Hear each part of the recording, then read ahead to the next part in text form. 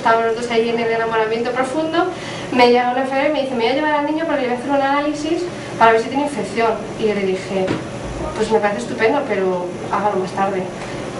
No, pero es que esto nosotros tenemos que hacerlo. Y le dije, no, porque yo ahora estoy en mi momento, vínculo, mi niño en mi teta, mamando perfectamente y esto no es urgente, puedo hacerlo dentro de un momento. Y si no, hágalo mientras el niño está al pecho. Es que no lo hacemos así, no estamos acostumbrados, no sé qué. Bueno, después de hablar un poco y decirle, mire, yo de verdad no vengo a fastidiarle a usted. Yo busco lo mejor para mi hijo igual que usted. Y yo creo, o sea, yo lo que voy a intentar, por encima de todo, es relajar a mi hijo, que esté tranquilo, que esté sosegado, que esté distraído con el pecho, para que usted pueda hacer su trabajo, que es pincharle y que el niño no le estrese. Bueno, el caso es que al final dijo, venga, lo voy a intentar, y lo intentó. El bebé casi ni reaccionó, él estaba tranquilamente en la teta, y cuando acabó me dijo, esto es increíble, no lo había visto jamás. Y me dijo, a partir de ahora es que lo voy a hacer siempre así, es que yo no me imaginaba que esto fuera posible. Y este es un problema, es que como no lo han visto muchos profesionales, como no han salido de lo que ellos llevan viendo toda su vida, no son capaces de pensar que las cosas se pueden hacer de otro modo. Y esto también era una de las cosas que queríamos intentar hacer hincapié en las campañas. Y todavía nos queda mucho trabajo de tratar de mostrar otras formas de hacer las cosas, ¿no? Las unidades estas fantásticas que se están empezando a imponer, que en España no existen apenas, o sea, hay muy pocos hospitales que están empezando a trabajar de esta forma, ¿no? Y muchos protocolos y muchas cosas que deben de cambiarse. Y por supuesto empezar a pensar que muchas cosas de las que se están haciendo deberían empezar a desterrarse. Si no hay obviamente una razón médica muy concreta, pero hablamos siempre también de bebés que no están teniendo, que no tienen que nacen normales, que respiran, para qué pasar sondas, lavados básicos, que si ahora separarlo, voy a ponerlo en una cuna porque igual tiene hipotermia, pero bueno, ¿y para qué está el pecho de la madre? Si hay 200 millones de estudios que demuestran que pueden calentarlo muchísimo mejor y regular su temperatura mucho mejor que cualquier incubadora, ¿no? Y bueno, lo de los sueros glucosados es tremendo, ¿no? Esto es una rutina que, bueno, ya nos contará. Es que es aberrante, ¿no? O sea, que a los niños por sistemas artificiales sueros glucosados y biberones de ayuda y demás, bueno, es que son unos destrozalactancias absolutos, ¿no? Y todas estas cosas hay que empezar a quitar. Y pensar que el calostro está para algo, ¿no? Y que es precisamente el que tiene esa composición química fantástica, maravillosa, que necesita ese bebé en ese momento que nació y que para algo está, ¿no? Bueno, un problema que es el number one de la separación, el problema de la ictericia.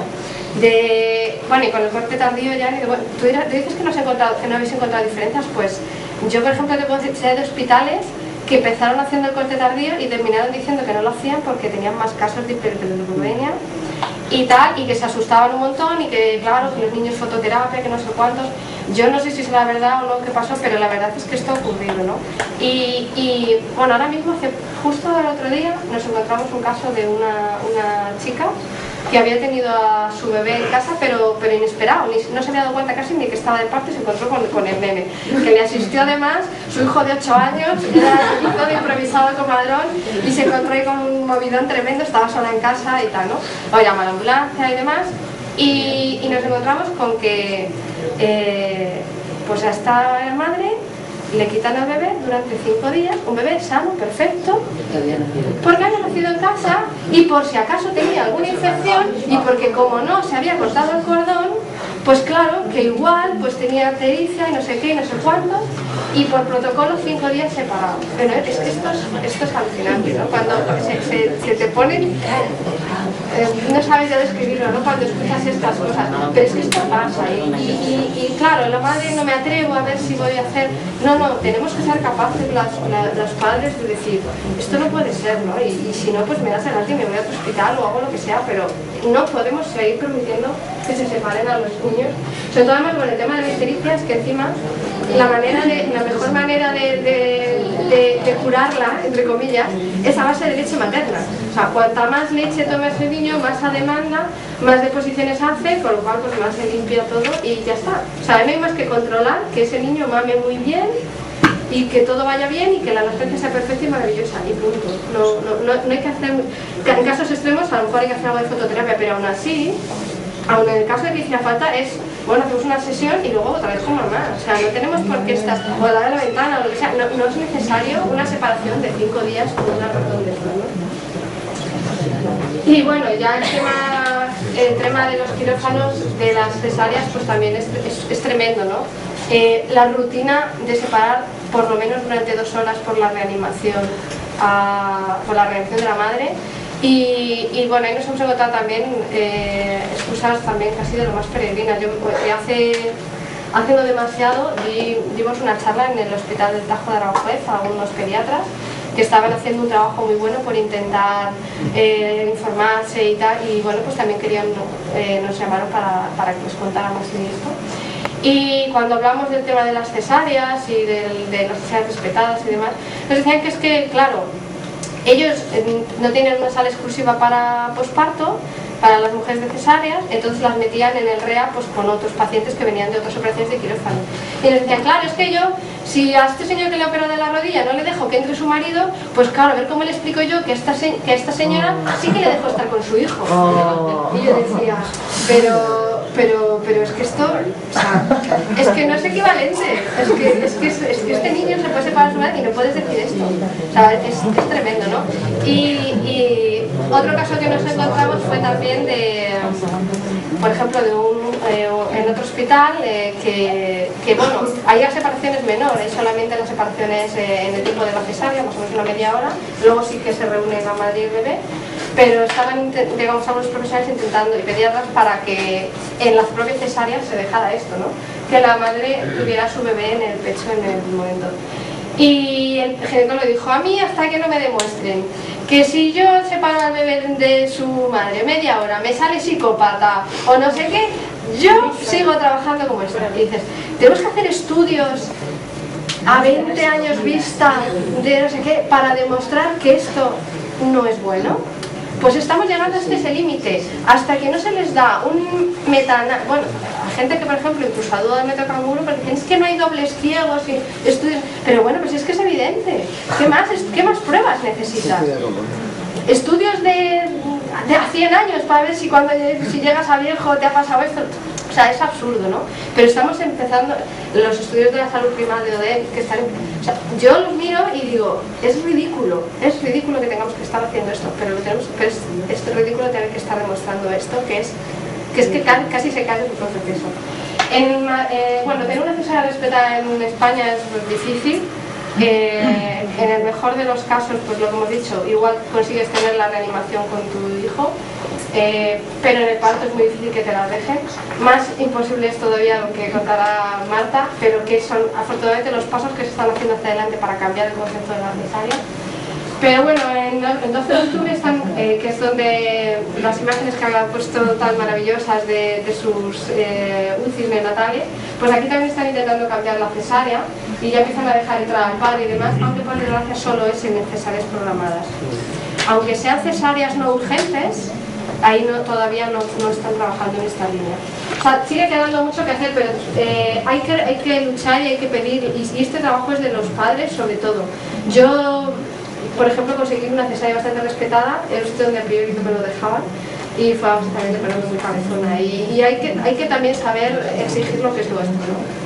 Y sobre todo con la conciencia tranquila de que lo que estáis pidiendo no es un capricho, sino que de verdad tiene una solidez científica.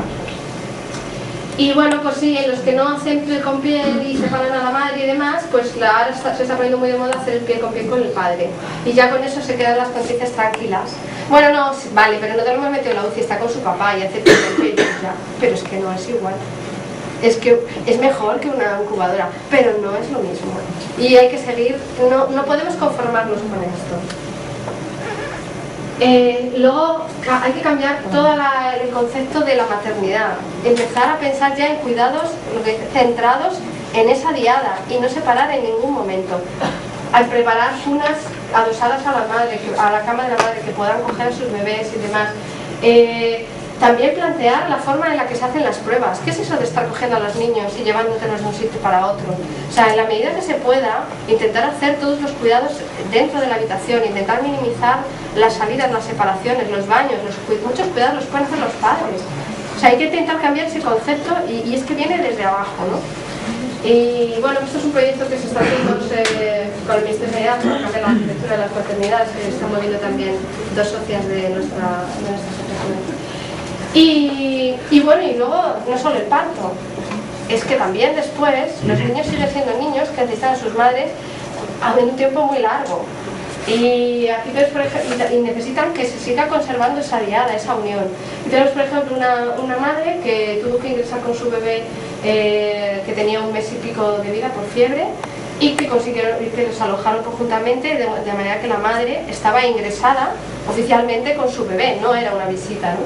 Y luego pues la idea de que los niños en las pruebas médicas y demás, pues en la medida que puedan estén siempre también con sus padres, abrazados, que les den ese confort para poder atravesar una situación que para ellos es muy traumática, ¿no? Un análisis o cualquier cosa, los niños los viven con verdadero terror, ¿no? Y otra cosa muy importante, los derechos de los niños también deben viajar con ellos. Si un niño necesita un traslado, un recién nacido y demás, ¿por qué tiene que ir el niño solo en una ambulancia y la madre en otro lado? Intentar también que los traslados en ambulancias y demás también se siga respetando esta necesidad de los niños juntos, ¿no? Y pues eso, que esto es un derecho de los niños y que hay que reclamarlo y que es algo que tenemos que pedir todos. Y que además estas amenazas que nos hacen de pues me tienes que firmar un alta y yo no te hago no sé cuántos, no. Los médicos tienen que intentar trabajar y no te pueden estar amenazando con que te voy a llamar a un juez y te voy a hacer no sé, porque esto no es verdad, ¿no? Y bueno, ya lo he contado, si los niños sanos necesitan a su madre, pues cuánto más no lo van a necesitar un prematuro o un niño enfermo, ¿no? Que hay que cambiar todo el concepto de las UCIs, abrirlas a los padres. Los padres no pueden ser una visita al bebé, deben de ser su hábitat también en prematuros y se puede y se debe hacer, como ya te nos ha contado perfectamente. Y por último quería arrancar con un vídeo, quizá para finalizar, sobre que Denise Bergman, si es que consigo que arranque. ¡Ah! No me da. Espera, bueno, a ver si lo puedo. No me va. Bueno, da igual. Bueno, era un vídeo fenomenal, muy cortito de Nils Bergman, que contaba que el tema ese del cuidado canguro, o sea, del contacto piel con piel y demás, era la base de todo, del desarrollo de la capacidad de amar por esta relación de apego, porque establecen esta relación con su madre, esta capacidad de amar, de relacionarse y de aprender de ella, y que si estamos quitando este cuidado canguro, estamos afectando mucho a la capacidad de nuestros hijos para amar, para desarrollar esa inteligencia emocional y social que necesitan y que es tan necesaria en este mundo, y que por tanto hay que pensar también que esto es algo a largo plazo, ¿no? Que tiene consecuencias más allá de un instante, que es lo que muchos médicos dicen, si solo son 20 minutos, si esto es no sé qué, ya tendrás tiempo de cogerlo más adelante. No, es que estas son las bases de todo lo que vamos construyendo después, ¿no? Y ya está, no sé nada más.